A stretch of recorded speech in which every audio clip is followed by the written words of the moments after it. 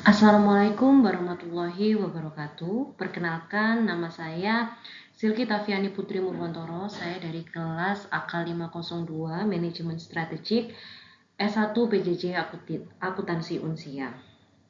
Di sini saya akan mempresentasikan hasil analisis pestel dari salah satu perusahaan yang saya ambil, yaitu perusahaan Tesla. Apa itu analisis pestel? Analisis pestel adalah alat analisis bisnis yang mencakup faktor politik, ekonomi, sosial, teknologi, lingkungan, dan hukum. Faktor politik yang dapat saya ambil dari perusahaan Tesla ada 3 poin. Yang pertama, kebijakan pemerintah terkait kendaraan listrik dan energi terbarukan semakin mendukung perusahaan seperti Tesla dengan insentif dan subsidi.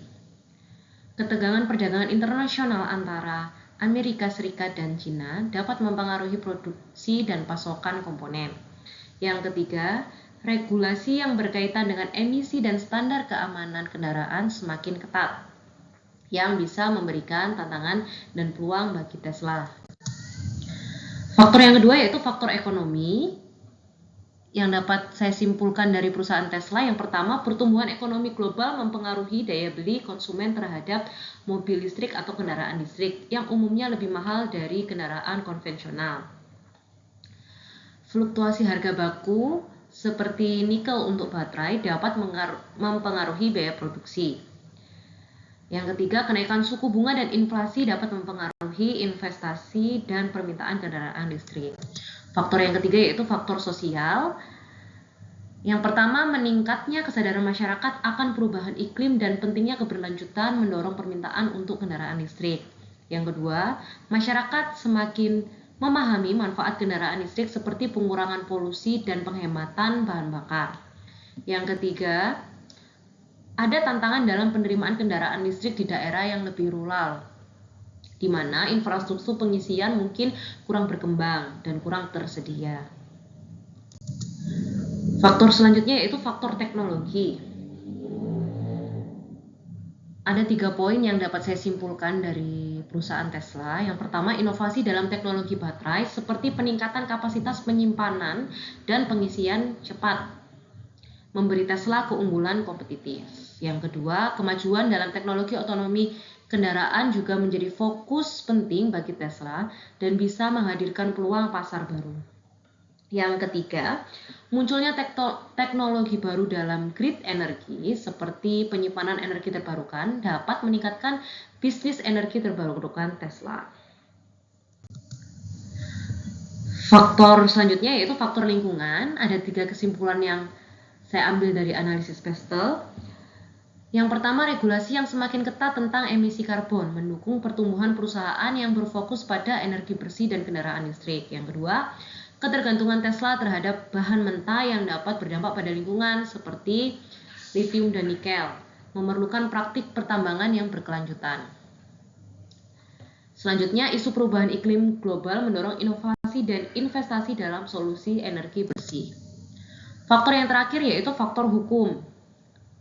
Yang pertama, kepatuhan terhadap berbagai regulasi keselamatan kendaraan dan lingkungan di berbagai negara merupakan tantangan bagi perusahaan Tesla tersebut. Yang kedua, perlindungan kekayaan intelektual dan paten sangat penting mengingat Tesla memiliki banyak inovasi teknologi. Selanjutnya, kebijakan privasi data terkait teknologi mobil otonom juga menjadi perhatian seiring dengan meningkatnya penggunaan perangkat lunak dan konektivitas. Kesimpulan yang dapat saya ambil dari analisa pestel perusahaan Tesla tersebut yaitu secara keseluruhan Tesla berada dalam posisi yang kuat untuk terus berkembang di pasar kendaraan listrik dan solusi energi terbarukan.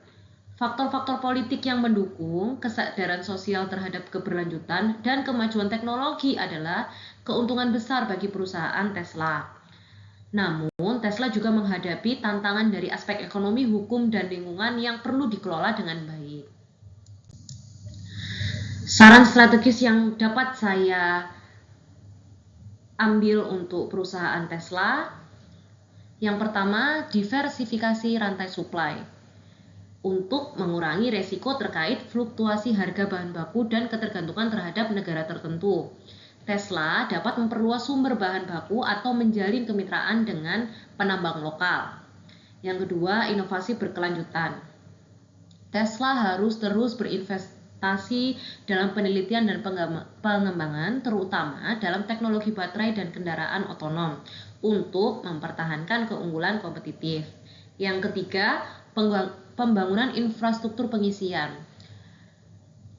Tesla dapat bekerja sama dengan pemerintah dan perusahaan lain untuk memperluas jaringan pengisian, terutama di daerah pedesaan, untuk meningkatkan adopsi kendaraan listrik.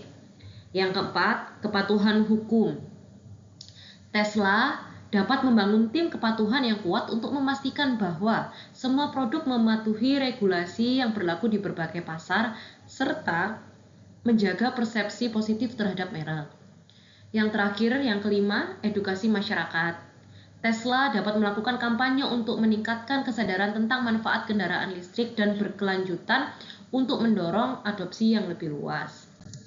Berikut tercantum referensi yang saya ambil. Sekian presentasi dari saya, kurang lebihnya mohon maaf. Apabila ada salah kata, saya mohon maaf. Wassalamualaikum warahmatullahi wabarakatuh.